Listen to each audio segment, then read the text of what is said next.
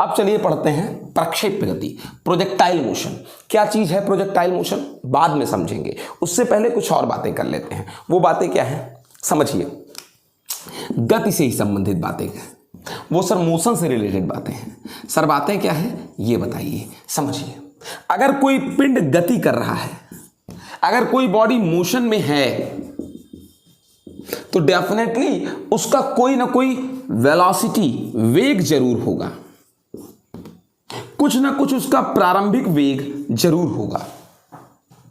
और अगर वो पिंड एक ऐसे त्वरण के अंतर्गत गति कर रहा हो कि उस त्वरण की दिशा उसके प्रारंभिक वेग की ही दिशा में हो,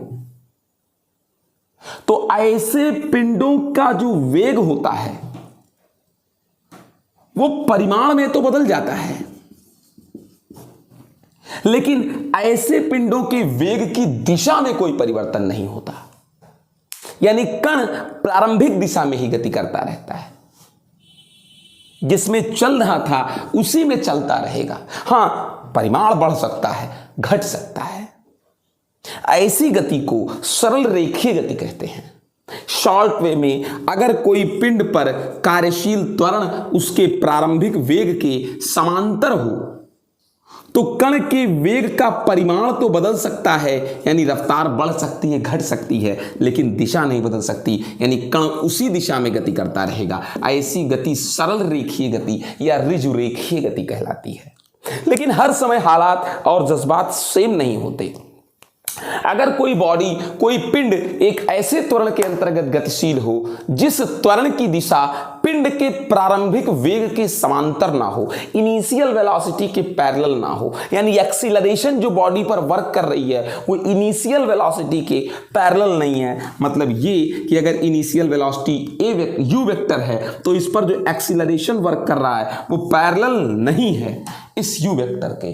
तो सर पैरेलल नहीं है तो हम कहते हैं अगर यू वेक्टर है इनिशियल वेलोसिटी, हो सकता है एक्सीलरेशन इधर हो, लेकिन इनके पैरेलल नहीं है। हो सकता है कि यू वेक्टर है ये और एक्सीलरेशन नीचे हो, पैरेलल नहीं है। हो सकता है कि कोई बॉडी मूव कर रहा हो इस डायरेक्शन में इनिशियल वेलोसिटी और इस पर एक्सीलरेशन नीचे हो।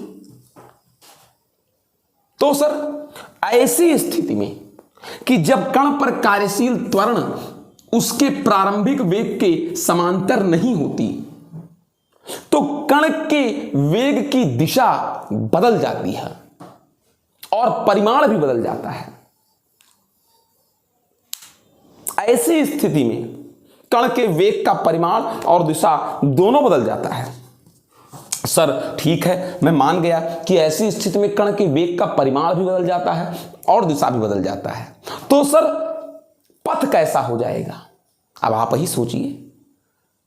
अगर कण पर कार्यशील त्वरण वेग के समांतर नहीं है तो कण के वेग का परिमाण भी बदलेगा और दिशा भी। तो सर कैसे पथ पर चलता है कण, एक वक्र पथ पर चलने लगता है, एक तिरछे मिर्छे पथ पर चलने लगता है, सरल रेखा में नहीं चलता। ऐसी गति एक समतल में गति कहलाती है।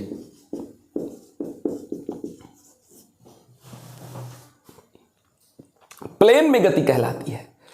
इस बात को अगर वास्तविक अर्थों में अगर आप समझने की कोशिश करें तो सर ये है, जैसे आप इस चीज को समझिए कि मैं इधर था, मेरा प्रारंभिक वेग, और हम पर अगर त्वरण नीचे ही लग रहा है तो फिर क्या होगा, मेरा पथ तो इधर आने लगेगा ना।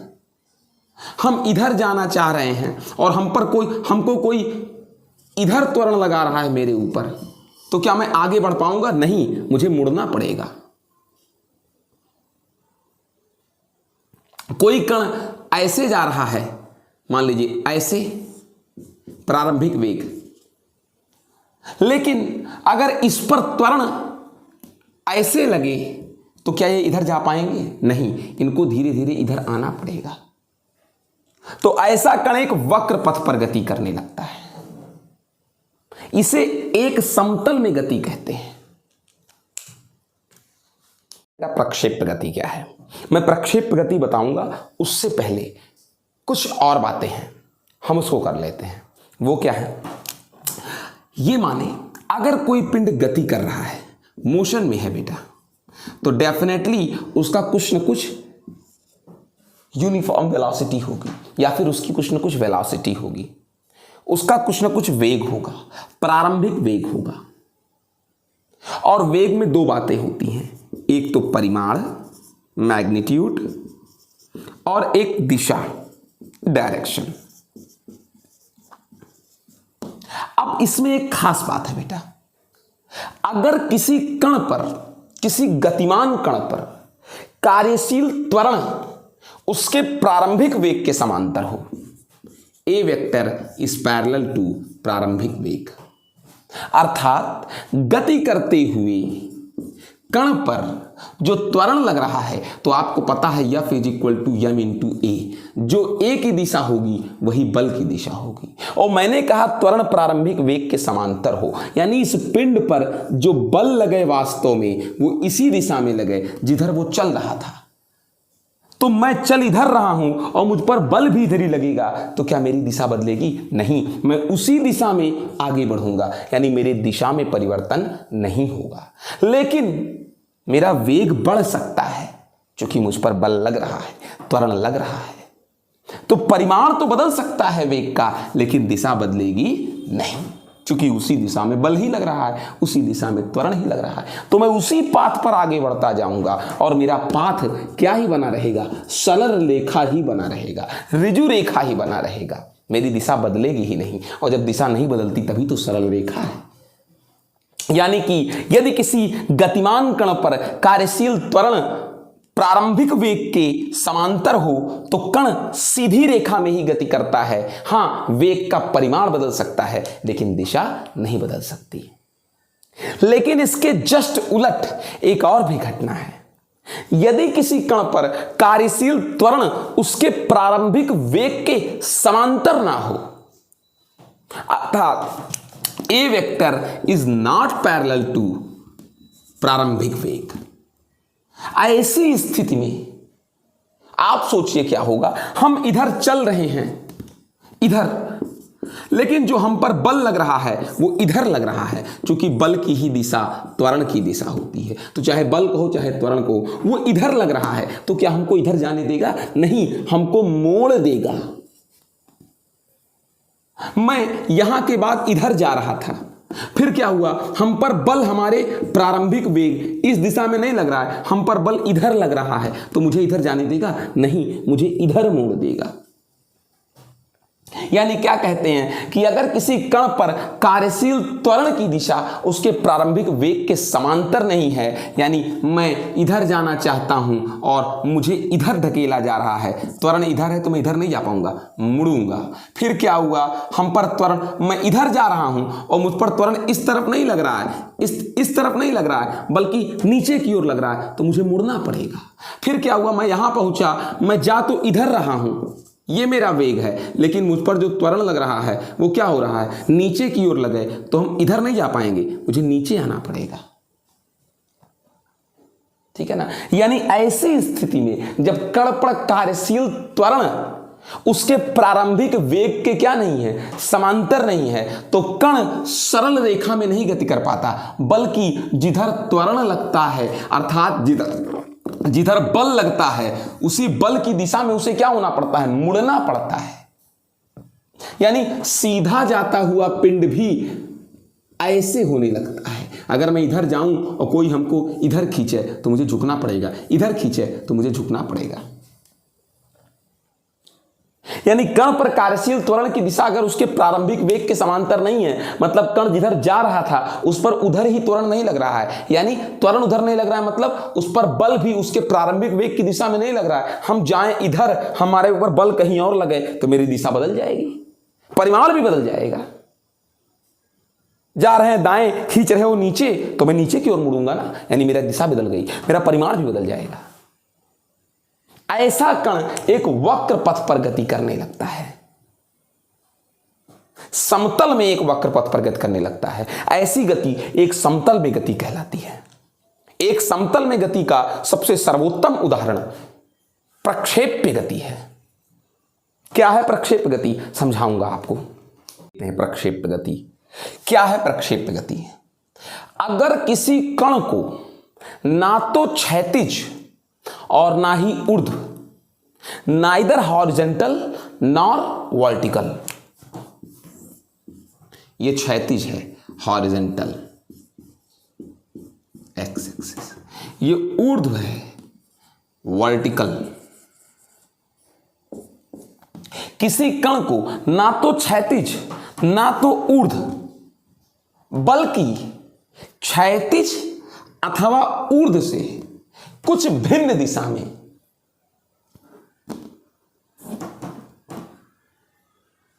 फिर से देखिए, क्षैतिज अथवा ऊर्ध्व से कुछ भिन्न दिशा में। क्या ये क्षैतिज में है? क्या ये क्षैतिज में है? नहीं, क्षैतिज से कुछ भिन्न दिशा में है। क्या ये ऊर्ध्व में है? नहीं, ऊर्ध्व से कुछ भिन्न दिशा में है। अगर इस तरीके से फेंका जाए,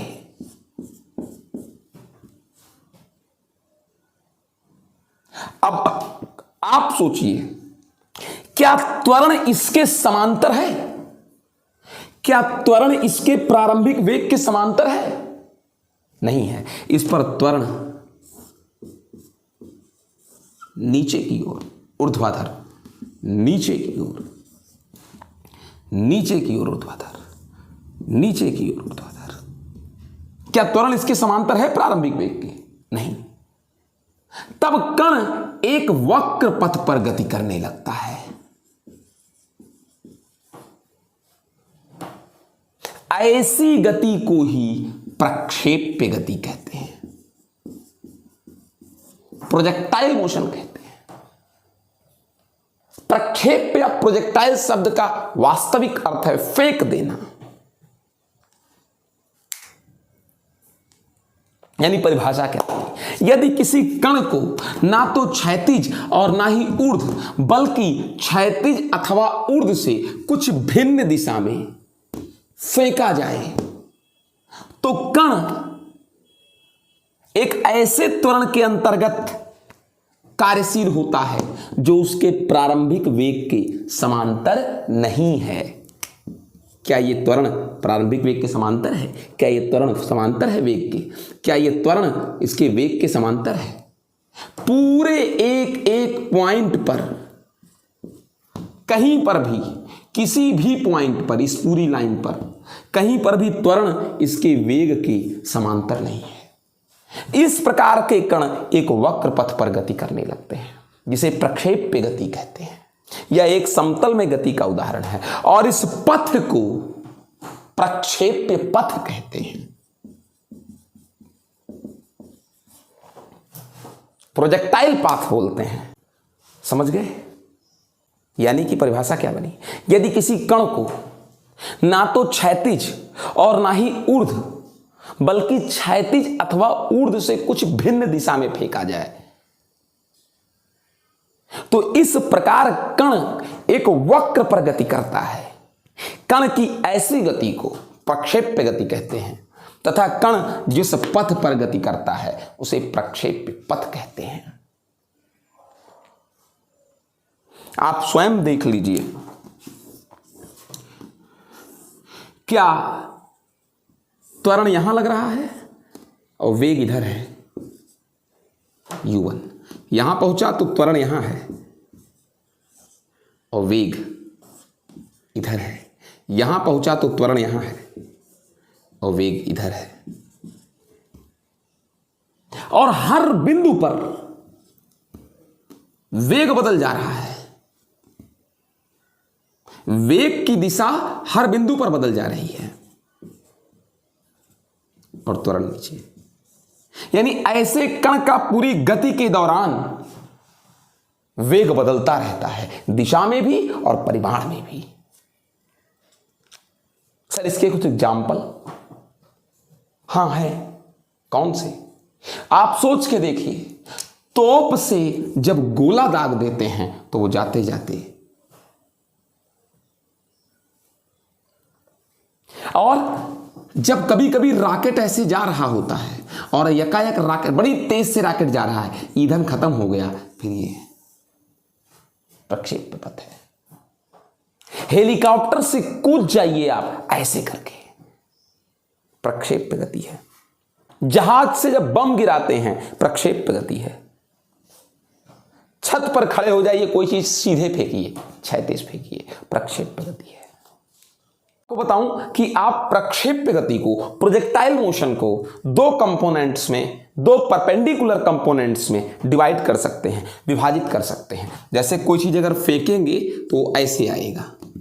अगर मैं मान लेता हूं इस चीज को कि ये है हमारी गति, मोशन प्रक्षेप वाली, तो आप इसको दो कंपोनेंट में डिवाइड कर सकते हैं और दोनों कंपोनेंट परपेंडिकुलर।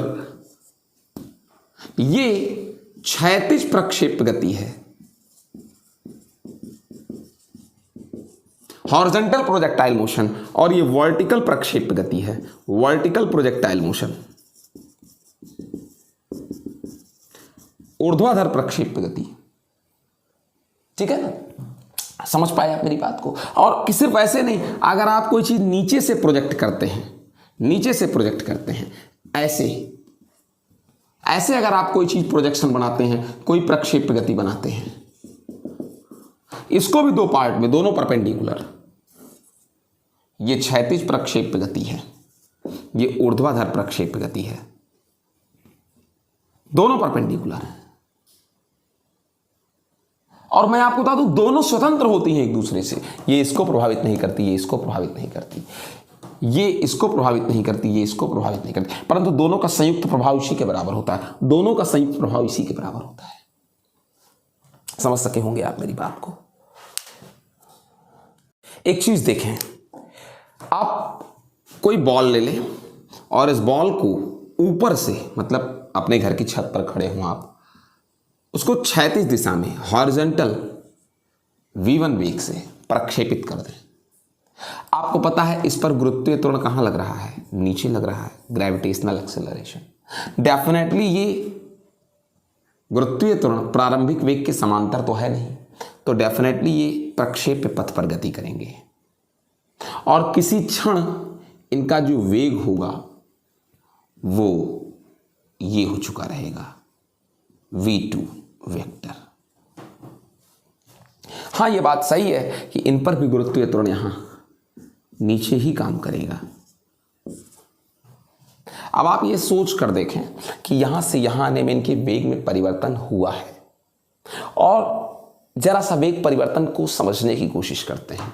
पहले ये था वेग और अब वेग ये है, यहां पर ये है ना बेटा। अब आप देखें वेग परिवर्तन की दिशा यही है, डेल्टा वी वेक्टर, यही है वेग परिवर्तन। और अगर आप ध्यान दें तो ये जी वेक्टर के कैसे है? समांतर है। Delta v vector is parallel to g vector, यानी जो वेग में परिवर्तन है, हाँ बहुत बड़ी बात भी नहीं है, वेग में परिवर्तन जो है ये v2 माइनस v1 होगा। अगर आप चाहें यहां से तो v2 निकाल भी सकते हैं, डेल्टा v प्लस उधर ले जाइए v1 वेक्टर। दो तीन बातें बड़ी हैं कि वेग में परिवर्तन प्रारंभिक गुरुत्वीय त्वरण की दिशा में है। क्या समझते हैं इसमें? ये जो इनिशियल वेलोसिटी है ये क्षैतिज दिशा में है, ठीक है ना। इनिशियल वेलोसिटी किस दिशा में है? क्षैतिज दिशा में है। और एक चीज और, आपने क्षैतिज ही फेंका था, कोई इस तरीके तो फेंका नहीं था आपने, और गुरुत्व के कारण आप इधर आए हो, तो आपको एक चीज समझाए दे रहे हैं। क्या? ये जो चेंज हुआ है ये किसके डायरेक्शन में है? जी के डायरेक्शन में है। इसका तात्पर्य यह है कि आपको नीचे भी आना है, लेकिन एक बड़ी बात है इसमें। क्या बड़ी बात है वो समझना है आपको, कि ऐसे पिंडों पर एकमात्र बल लगता है, वो है गुरुत्वीय बल। गुरुत्वाकर्षण बल, ग्रेविटेशनल फोर्स, वो भी कहां की ओर, नीचे की ओर। और ग्रेविटेशनल फोर्स केवल उन बॉडीज पर वर्क करता है जो ऊर्ध्व में गति करे, चाहे नीचे और चाहे कहां, ऊपर। उन्हीं पर केवल ग्रेविटेशनल फोर्स क्या करता है, वर्क करता है। जो लोग क्षैतिज हैं, हॉरिजॉन्टल हैं, उन पर ग्रेविटेशनल फोर्स वर्क नहीं करता, क्योंकि जी का जो कंपोनेंट इन पर लगेगा वो जी कॉस क्या रहेगा, 90 बराबर कितना आ जाएगा, 0। कॉस 90 की वैल्यू 0 हो गई। क्षैतिज पर जी का जो घटक लगा वो जी कॉस 90 बराबर 0, यानी हम ये इनको इफेक्टेड नहीं करेंगे, यानी कि क्षैतिज वाले वेग पर कोई फर्क पड़ता नहीं है। समझ सके इस चीज को, ये एक बहुत बड़ी बात थी इसमें। बेटा यहां देखो, v2 इज इक्वल टू, बाद वाली जो वेलोसिटी है, यहां वाली जो वेलोसिटी है v2 इज इक्वल टू, ये देखो इसको इधर ले आओ, डेल्टा v वेक्टर और प्लस क्या बेटा, v1 वेक्टर। अगर आप समझिए जो नई वेलोसिटी बनी है उसमें पहला वाला भी है और प्लस इतना जो चेंज हुआ है वो वाला भी है। नई वाली वेलोसिटी में, यहां वाली वेलोसिटी में एक तो पहला वाला भी है, यानी जो इसको इधर ही लेकर जाएगा, हर बिंदु पर इधर ही लेकर जाएगा, और जो ये नया वाला है ये इसको लेकर कहां आएगा, नीचे आएगा, पिंड को। यानी पिंड जो है डायरेक्ट इधर नहीं होगा, v1 के कारण इधर जाता रहेगा और डेल्टा v के कारण कहां आता रहेगा, नीचे आता रहेगा। यानी कोई चीज आगे बढ़ती हुई कहां आएगी, नीचे आएगी। एक चीज और है इसमें खास बात, क्या चीज सर, ये देखें कि सर मैं देख पा रहा हूं अंतिम वेग जो है, यहां पर जो हमारा वेग है वो सर डेल्टा v और प्लस किसके बराबर है, v1 के बराबर है ना बेटा, दोनों के सम के बराबर। आप जरा इस बात को समझने की आप कोशिश करना। क्या सर समझने की कोशिश करेंगे, अगर मैं डायरेक्ट किसी पिंड को छोड़ दिया हो तो भी आपको डेल्टा v मिलता, क्योंकि ग्रेविटी आपको नीचे खींचती तो आपके वेग में चेंज होता, लेकिन तब v1 भी नीचे होता और डेल्टा v भी नीचे ही होता, दोनों एक दूसरे में क्या हो जाता, ऐड हो जाता। समझ सके इस चीज को ना, समझ सके इस चीज को ना, आप सीधे धड़धड़ा के कहां आते, नीचे ही आते। एक चीज और समझिएगा कि अब भी जो आपका नेट वेलोसिटी है, ऐसे फेंकने पर भी जो आपकी नेट वेलोसिटी है, मतलब नई वाली वेलोसिटी v2, वो डेल्टा v और प्लस किसके ही बराबर है, v1 के ही बराबर है।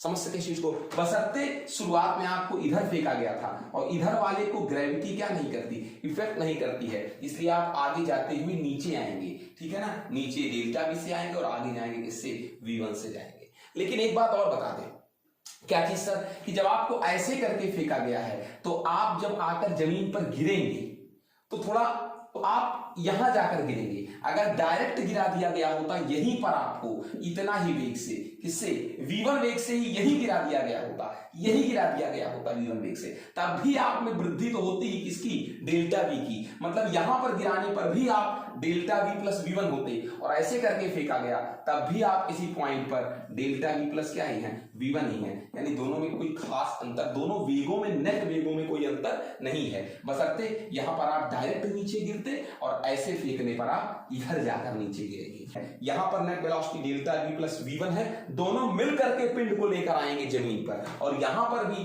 पहले वाला तो है जो तुमने झटका दिया था, और डेल्टा v जो परिवर्तन हुआ, अब भी दोनों मिलकर के उतना ही है, दोनों नीचे लेकर आएंगे और एक साथ लेकर आएंगे, बशर्ते स्थान समान नहीं होगा, एक यहीं गिर जाएगा और एक यहां जाकर गिरेगा। समझ गए।